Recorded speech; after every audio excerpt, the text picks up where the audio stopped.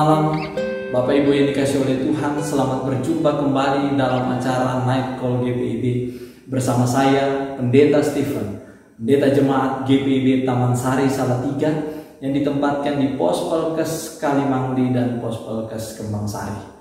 Pada malam hari ini kita akan merenungkan firman Tuhan yang terdapat dari kitab Efesus pasal 5 ayatnya yang ke-10 hingga ayatnya yang ke-11.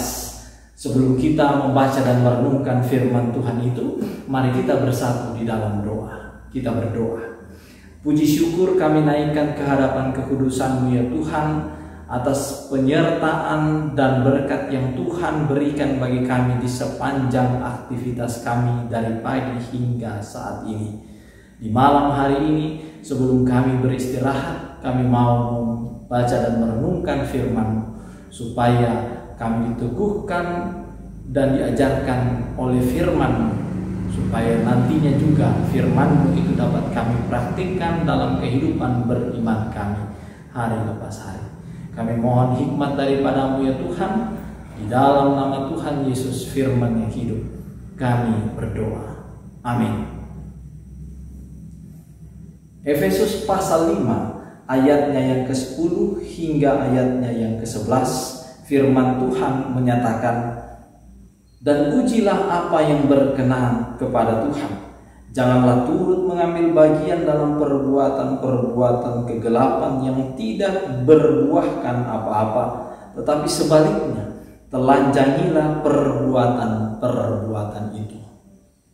Bapak Ibu yang dikasihi oleh Tuhan, di tengah kemajuan teknologi informasi seperti sekarang ini, kita semua dituntut untuk bijaksana dalam mengelola setiap informasi, bahkan juga ketika menyebarkan informasi tersebut, supaya tidak terjadi hal-hal yang kita tidak inginkan atau tidak berurusan dengan hukum.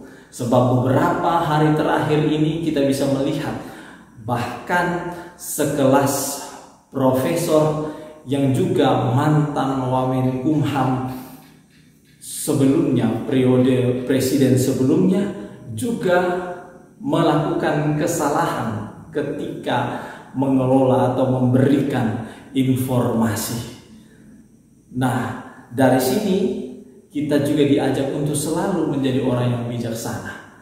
Dalam bacaan Alkitab kita pada malam hari ini, Rasul Paulus pun mengajak para pendengarnya atau jemaat di Efesus untuk menjadi bijaksana dalam melihat setiap pengajaran atau informasi yang mereka dapatkan. Kalau di pasal 1 hingga pasalnya yang ketiga, Rasul Paulus mengajarkan tentang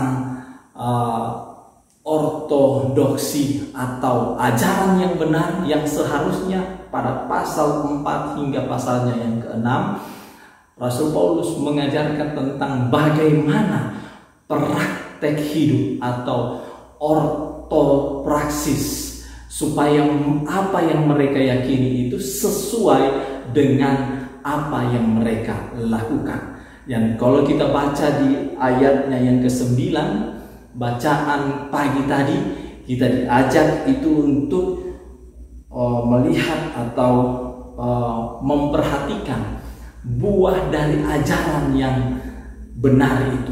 Dan pada malam hari ini kita diajak untuk terus menguji apa yang menjadi kebenaran, apa yang berkenan kepada Tuhan. Dan kita harus menelanjangi. Artinya apa? Kita harus menyelidiki dengan baik, membuka semuanya itu dengan baik, supaya jangan sampai kita disesatkan. Ini menjadi penting bagi Rasul Paulus, karena orang-orang yang ada di Efesus pada masa itu mengalami kebingungan terhadap orang-orang yang menyampaikan berita atau ajaran-ajaran yang sesat, yang sebenarnya ajarannya mungkin bagus, tetapi dipraktekkan juga cara hidup mereka itu adalah hidup yang tidak berkenan di hadapan Allah, dengan kecemaran atau penyembahan berhala terhadap dewi Artemis atau Dewi Diana dengan cara-cara yang tidak berkenan di hadapan Allah. Karenanya mereka diajak untuk menjadi bijaksana, karena ortodoksi harus juga sesuai dengan ortopraksis. Nah, dari terang firman Tuhan ini kita juga mau diajak, mari selidikilah setiap pengajaran yang ada. Karena hari-hari ini ada banyak ajakan atau ajaran-ajaran yang bisa saja menyesatkan kita. Supaya kita tidak tersesat, kita harus menguji segala sesuatunya.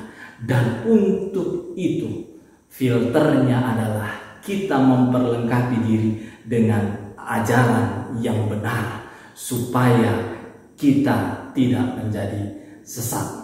Dan ketika kita menyampaikan juga kepada orang lain, kita juga tidak menjadi penyesat. Ingat, jadilah orang yang bijaksana. Saring sebelum sharing. Karena zaman sekarang bukan hanya mulutmu harimau, tetapi juga jarimu bisa menjadi harimau. Tuhan memberkati kita. Amin. Kita bersatu di dalam doa.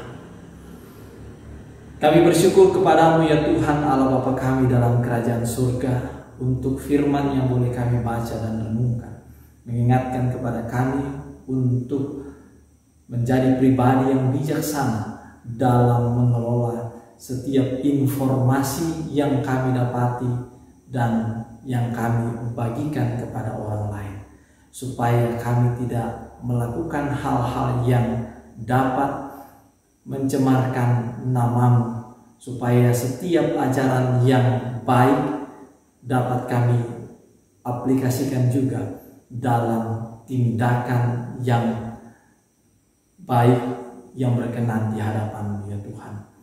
Kami berdoa juga pada malam hari ini ketika kami nantinya akan beristirahat.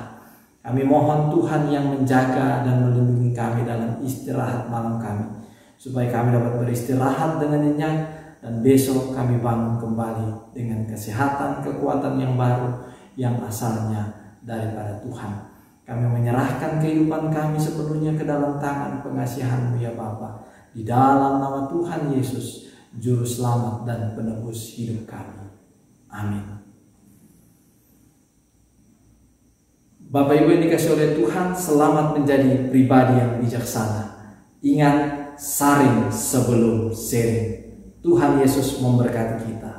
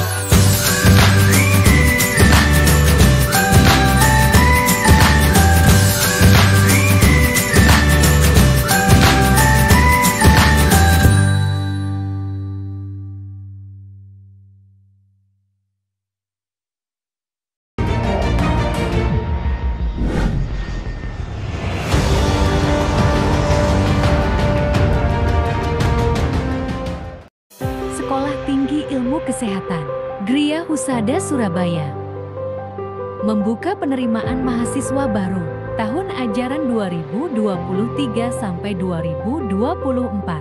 Sekolah Tinggi Ilmu Kesehatan Gria Husada terakreditasi BAN PTB dengan menawarkan 2 program studi, yaitu pertama, D3 Kebidanan, kedua, Administrasi Rumah Sakit. Ada juga fasilitas yang memadai seperti asrama putri, perpustakaan, gazebo dan hotspot area, dan masih banyak lagi. Pendaftaran gelombang pertama dibuka pada Desember 2022 sampai Februari 2023. Gelombang kedua dibuka pada Maret 2023 sampai Mei 2023. Gelombang ketiga dibuka pada Juni 2023 sampai September 2023. Untuk informasi lebih lanjut dapat menghubungi nomor di bawah